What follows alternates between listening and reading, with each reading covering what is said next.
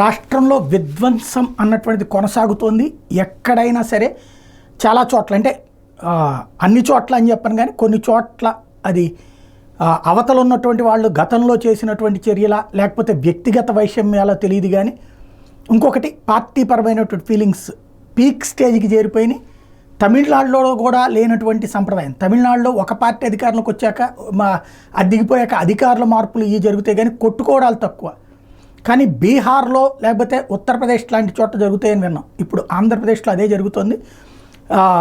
విగ్రహాల ధ్వంసం, రాజశేఖర రెడ్డికి సంబంధించినటువంటి విగ్రహాల ధ్వంసం, అలాగే అనేక చోట్ల శిలాఫలకాల ధ్వంసం నడుస్తుంది. తాజాగా సాక్షి అదే హైలైట్ చేసుకొచ్చింది. ఊరూరా విధ్వంసం, అదే టీడీపీ లక్ష్యం అంటూ ఏదైతే తెనాల్లోని కేఎస్ఎం స్కూల్లో ధ్వంసమైన శిలాఫలకం, తుళ్ళూరులోని తులసి థియేటర్ దగ్గర ఉన్న వైఎస్ రాజశేఖర రెడ్డి విగ్రహం తలబొలగొట్టి కాలంలో పడేశారు.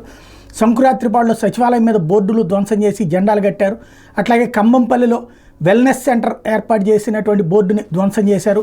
ఇట్లాగా వివిధ ప్రాంతాల్లో, అట్లాగే అన్నమయ్య జిల్లా మదనపల్లి పట్టణంలోని వైఎస్ఆర్ సొసైటీ కాలనీలోని మున్సిపల్ పార్క్ నేమ్ బోర్డుని ధ్వంసం చేశారు.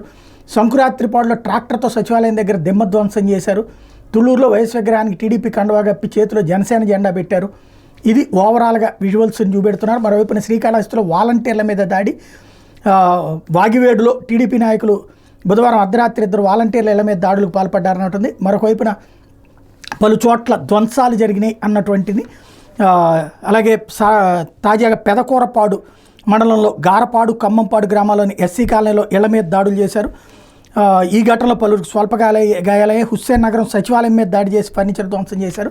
ఇట్లా ఓవరాల్గా రాష్ట్రంలో అయితే విపరీతమైనటువంటి పరిస్థితులు అయితే కనబడతా ఉన్నాయి. మరి దీని కంట్రోల్ అవుతుందా లేదా, రెచ్చగొట్టుడు అన్నటువంటి ఎన్నికలకు ముందే చేసేశారు. దాని పతాక స్థాయి అన్నటువంటిది ఇప్పుడు కనబడుతోంది. దీనికి మోక్షం ఉందో లేదో అర్థం కాని పరిస్థితి.